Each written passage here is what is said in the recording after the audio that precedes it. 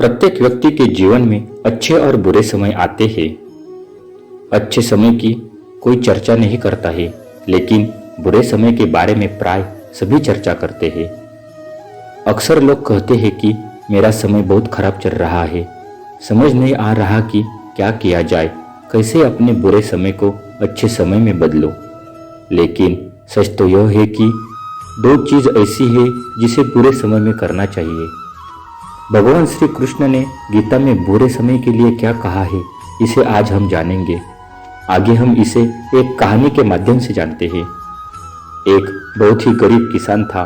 वह था तो बहुत ही गरीब, लेकिन मेहनती और खुश था। वह रोज सुबह उठकर मंदिर में जाकर केवल 10 मिनट भगवान के आगे हाथ जोड़कर प्रार्थना करता था। उस किसान की पत्नी भी हर रोज उसके साथ मंदिर जाती थी। प्रार्थना करके वह सारा दिन अपने खेतों में काम करता। उसका जीवन बहुत अच्छा चल रहा था। अपनी मेहनत से वह कुछ ज्यादा तो नहीं कमा पा रहा था, लेकिन फिर भी जितना कमाता था उसमें से कुछ पैसे लोगों की भलाई में लगा देता था।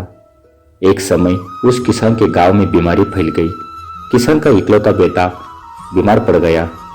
किसान के गांव में इस बीमारी की इलाज के लिए कोई अच्छा डॉक्टर नहीं था। पास के शहर में उस बालक को ले जाया गया। शहर के इस अस्पताल का इलाज बहुत ही महंगा था। उस बेचारे किसान के लिए अस्पताल और डॉक्टर का खर्च आदि दे पाना बहुत ही मुश्किल था। किसान दिन प्रतिदिन हिम्मत हारता जा रहा था। एक दिन अस्पताल में बैठे बैठे वह इतना हताश हो गया था कि वह जोर जोर से रोने लगा। साथ ही कहने लगा, पता नहीं किस चीज का बदला भगवान मुझसे ले रहे हैं। कभी वह खुद को कोसता तो कभी भगवान को। लेकिन किसान की पत्नी को भगवान पर अटूट विश्वास था। लेकिन किसान को आशा की कोई किरण नजर नहीं आ रही थी। अस्पताल के कुछ दूरी पर ही मंदिर था। किसान की पत्नी हर रोज उस मंदिर में प्रार्थना करने जाती थी, लेकिन किसान का मन प्रार्थना करने का नहीं करता था। डॉक्टर ने उस किसान से कहा, बच्चे के इलाज के लिए 10,000 रुपये की आवश्यकता है, पर किसान के लिए इतनी बड़ी रकम इकट्ठा कर पाना मुश्किल था। किसान की पत्नी अब भी मंदिर जाती थी। वह भगवान के आगे हाथ जोड़कर प्रार्थना करती कि उसका पुत्र ठीक हो जाए। एक दिन मंदिर में एक सेठ आया।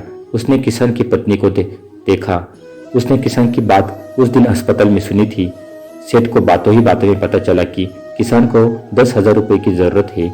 सेठ ने अपनी जेब से 10,000 रुपये निकालकर देते हुए बोला कि उसके पास इतने ही रुपए हैं। साथ ही सेठ ने कागज पर अपना पता लिखते हुए कहा, अगर उनको और पैसों की आवश्यकता हो तो वो बेहिचक मांग ले। महिला ने उत्तर दिया, इस कागज की कोई आवश्यकता नहीं है। वो जानती है कि यह पैसे उसको किसने भिजवाए हैं। जिसने उसे यह पैसे दिए हैं वह परमात्मा उसका हमेशा ख्याल रखेंगे। इसे कहते हैं अटूट विश्वास। यह सबसे जरूरी चीज है जिसे हम अक्सर खो देते हैं। भगवान श्री कृष्ण गीता के 9वें अध्याय के 22वें श्लोक में कहते हैं कि जो मनुष्य मेरे पर मन लगाते हैं, मेरा ध्यान करते हैं, मैं उनको वह प्रदान करता हूँ जो उनके पास नहीं है। साथ ही जो उनके पास है मैं उसकी रक्षा भी करता हूँ।